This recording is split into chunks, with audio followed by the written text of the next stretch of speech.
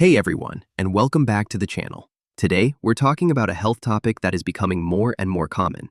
Yet many people don't even realize they have it: insulin resistance. This is a serious condition that can be a major step on the path to developing prediabetes and type 2 diabetes.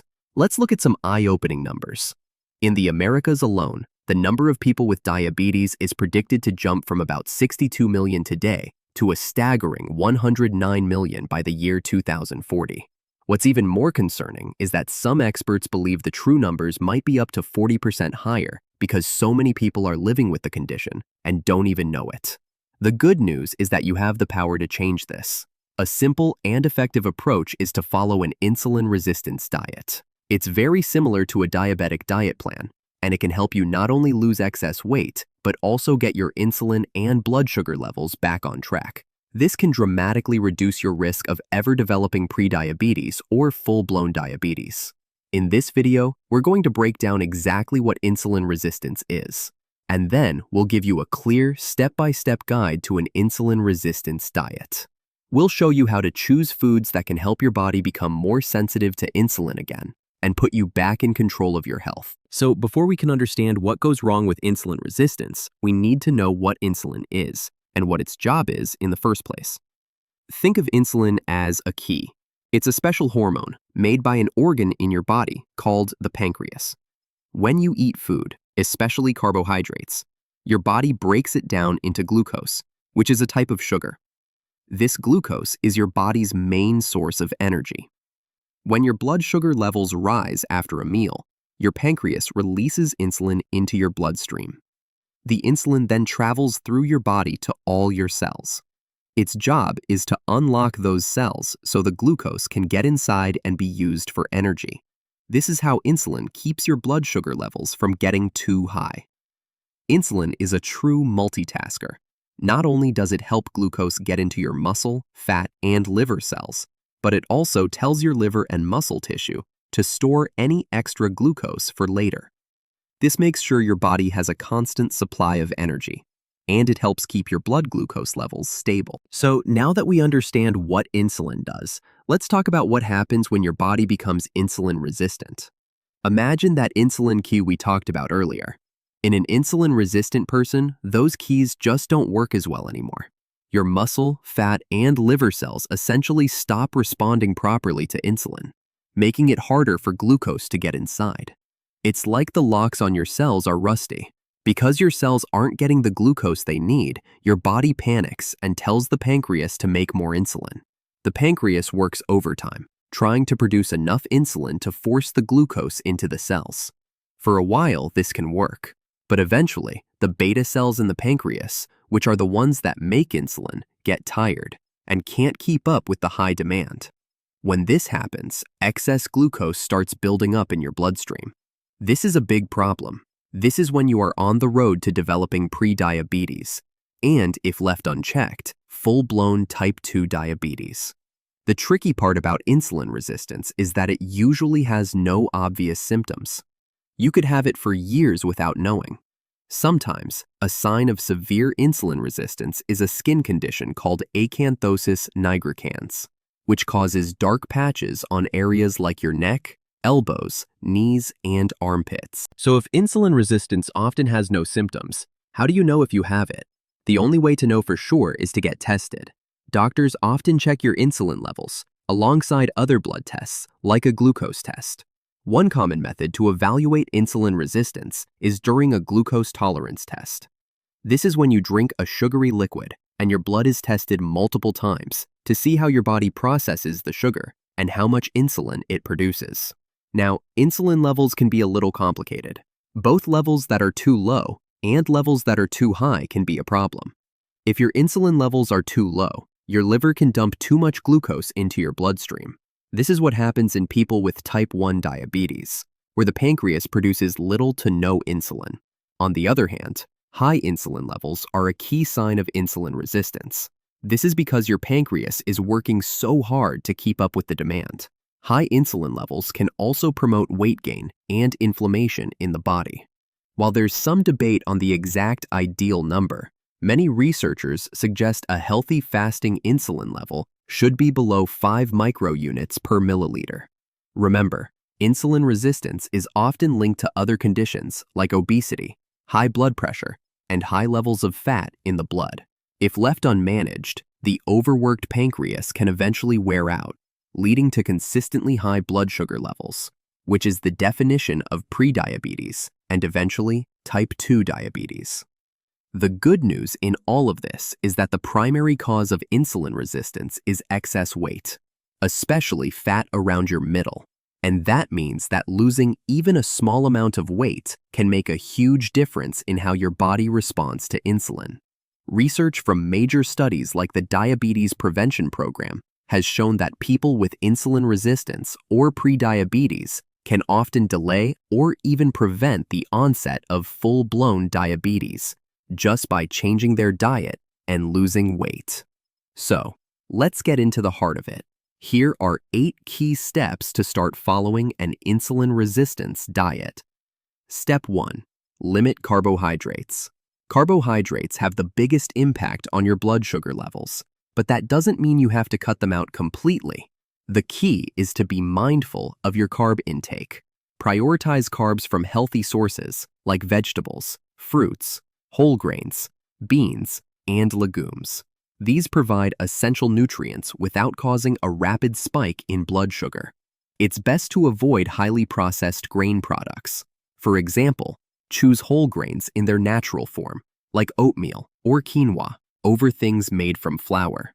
If you do use flour, opt for 100% whole grain flours, or alternatives like coconut or almond flour. Step 2. Avoid sweetened beverages.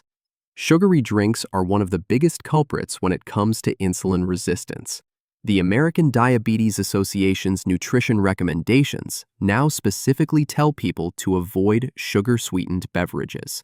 This includes sodas, fruit juices, iced teas, and even energy or vitamin drinks that are loaded with things like high fructose corn syrup or other artificial sweeteners. Think about it. These drinks are basically liquid sugar.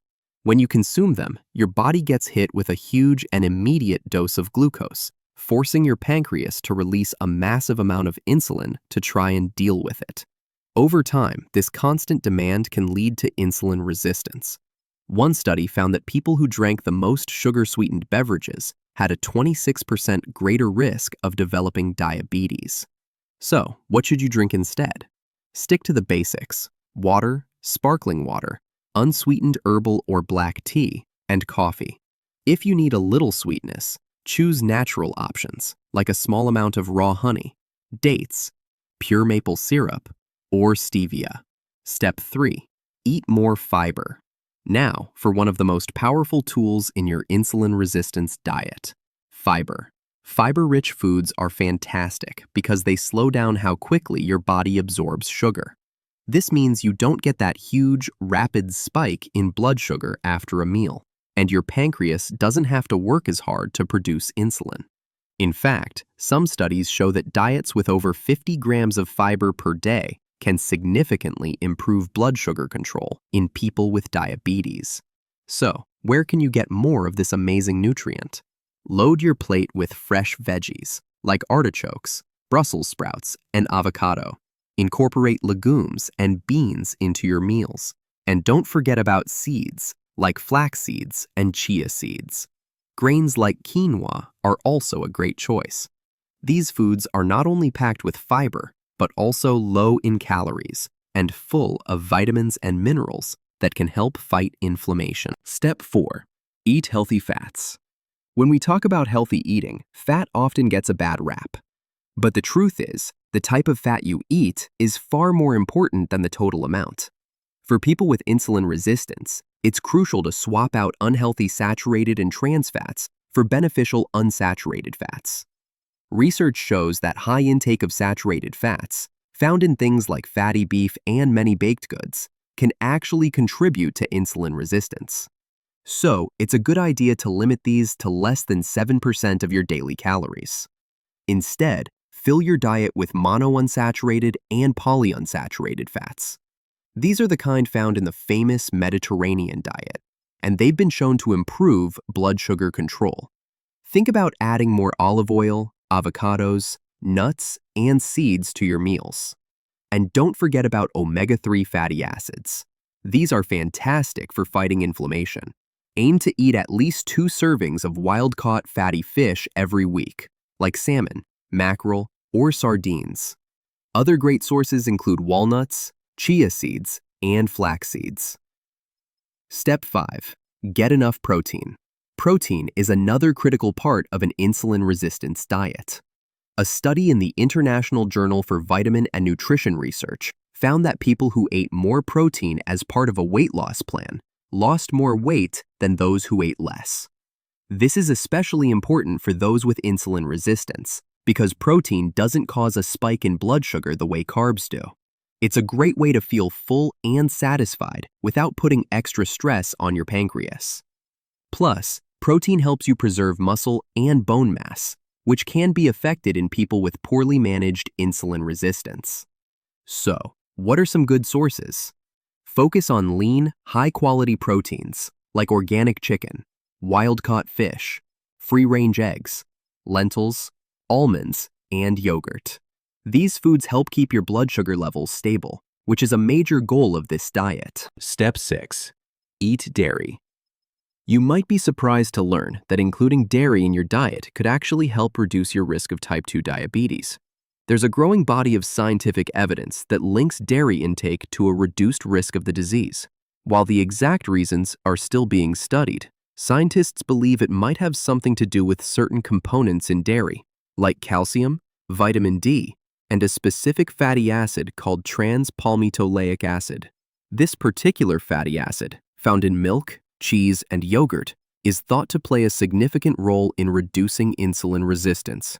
When you're choosing dairy products, it's a good idea to go for organic options whenever possible. Dairy from sheep or goats can also be a better choice for some people. And don't forget about raw cheese and kefir, which contain beneficial probiotics that can also support your overall health. Step 7. Think about your portions. This step is a big one. Even with the healthiest foods, portion control is key to managing insulin resistance. Research shows that as portion sizes have gotten bigger over the last few decades, so has the rate of obesity. To put it simply, the less you eat, the more likely you are to lose weight. And as we've discussed, weight loss is crucial for improving insulin sensitivity. Try eating smaller meals more often throughout the day. This can help you avoid getting so hungry that you overeat at your next meal. Start with a smaller portion on your plate, and you can always add more if you're still truly hungry. A great strategy is to practice mindful eating. This means being fully present and aware of what you're eating and how your body feels. Instead of just finishing everything on your plate, listen to your body's hunger signals. And remember, filling up on fiber, lean protein, and healthy fats will help you feel full and satisfied, making it much easier to avoid overeating. Step 8. Consider certain supplements. In addition to diet and lifestyle changes, some people find that certain supplements can also be helpful. One promising option that has been studied is red yeast rice extract. A study published in the World Journal of Cardiology looked at the effects of a supplement containing berberine, red yeast rice, and polycosanol on people with metabolic syndrome, a cluster of conditions that includes insulin resistance. After just 18 weeks, the group taking the supplement had a significant decrease in their insulin resistance. They also saw a notable drop in both their LDL, or bad cholesterol, and their overall cholesterol. It's important to remember that supplements are meant to be a helpful addition to a healthy diet and lifestyle, not a replacement for them. Always consult with a healthcare professional before starting any new supplement regimen. While a healthy diet can do a lot to manage insulin resistance, some people, especially those with type 1 or advanced type 2 diabetes, may need to take insulin shots to help their bodies use glucose for energy. Insulin was first isolated back in 1921, and since then, it has come a long way. Today, there are several different types of insulin, and they are all classified by how quickly and how long they work in your body. Here's a simple breakdown of the most common types. Rapid-acting insulin. This type starts working very quickly. usually within 5 to 15 minutes after you inject it. It's designed to handle the blood sugar spike that happens right after a meal and typically lasts for about 2 to 4 hours. Regular or short-acting insulin. This one takes a bit longer to get into your system, usually about 30 minutes after injection. It peaks in about 2 to 3 hours and is effective for around 3 to 6 hours. Like rapid-acting insulin, it's used to manage blood sugar during meals. Intermediate-acting insulin. This type works much more slowly, reaching the bloodstream in 2 to 4 hours. It has a longer-lasting effect of about 12 to 18 hours, making it useful for controlling your blood sugar levels between meals and overnight. Long-acting insulin. As the name suggests, this is a slow and steady insulin. It starts working several hours after injection and provides a consistent, stable level of insulin for about 24 hours. It's used to control blood sugar levels overnight and throughout the day when you're not eating. In the end, remember that your health is in your hands. We know that the main cause of insulin resistance is excess weight. So by simply watching your calorie intake and following a balanced diet plan like the one we've discussed, you can make a huge impact on your insulin levels and your overall health. Remember, no single diet works for every person. The goal is to find what works for you. Start by incorporating more lean proteins, healthy fats, and high-fiber foods into your meals. And, as we discussed, try to avoid sugary foods, sweetened drinks, and refined carbs. If you're still having trouble or feel overwhelmed, don't be afraid to seek professional guidance. A nutritionist or a registered dietitian can help you create a personalized plan that fits your lifestyle and your specific needs. Ultimately, understanding what insulin is, how insulin resistance develops, and taking proactive steps with your diet can empower you to prevent or manage this condition and live a healthier, more vibrant life.